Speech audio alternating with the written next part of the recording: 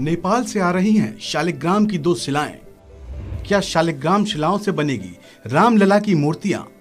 रामलला की मूर्ति के लिए जनकपुर से आया दहेज, जनकपुर से आ रहा है अयोध्या के लिए दहेज। क्या इन खास पत्थरों से ही हो सकता है रामलला और माता जानकी की मूर्ति का निर्माण? इन सारे सवालों का जवाब देने के लिए श्री राम जन्मभूमि परिसर और श्री राम जन्मभूमि तीर्थ क्षेत्र ट्रस्ट के बीच 2 दिनों तक बैठक चली, जिसमें नेपाल के जनकपुर की गंडकी नदी से आने वाली शालिग्राम शिलाओं को लेकर चर्चा हुई। अब तक ऐसा माना जा रहा है कि इन्हीं शिलाओं से रामलला और माता जानकी की मूर्ति का निर्माण होगा। इस बात से ट्रस्ट को भी कोई एतराज नहीं।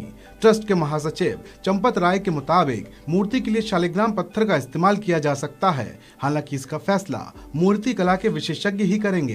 तो शालिग्राम शब्द बहुत अच्छा है। शालिग्राम का अर्थ है जिस पत्थर में भगवान विष्णु का निवास है। छोटा सा पत्थर भी शालिग्राम है। बड़े बड़े मंदिरों में 100 शालिग्राम रखे रहते हैं, उनकी पूजा होती है। सुना आपने, श्री राम जन्मभूमि तीर्थ क्षेत्र ट्रस्ट के महासचिव के मुताबिक इन शालिग्राम के पत्थरों को भगवान विष्णु का निवास होता है, इसलिए इनकी पूजा भी की जाती है। इन शिलाओं को खरीदा नहीं जा रहा, बल्कि जैसे जनकपुर से सीता जी आई थीं, ठीक उसी तरह दहेज की सौगात के रूप में नेपाल इन पत्थरों को भारत भेज रहा है। काली गंडकी ये नेपाल में दामोदर कुंड से चलती है। पोखरा से भी 85 किलोमीटर ऊंचाई से नदी के तट से लाया गया है। ये खरीदा नहीं गया है। नेपाल के संतों ने कहा हम अयोध्या को सौगात में देना चाहते हैं। कभी जनकपुर ने जानकी जी दी, अब जानकी जी के दहेज के रूप में ये सौगात देंगे।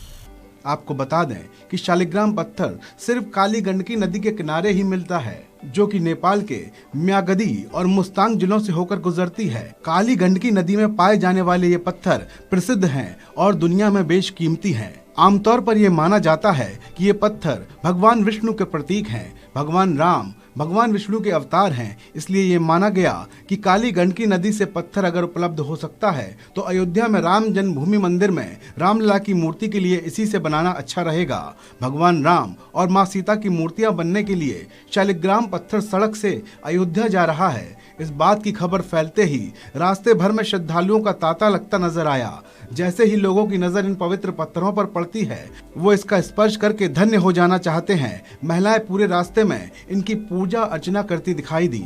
इस खबर में अभी इतना ही। आप बने रहिए वन इंडिया के साथ।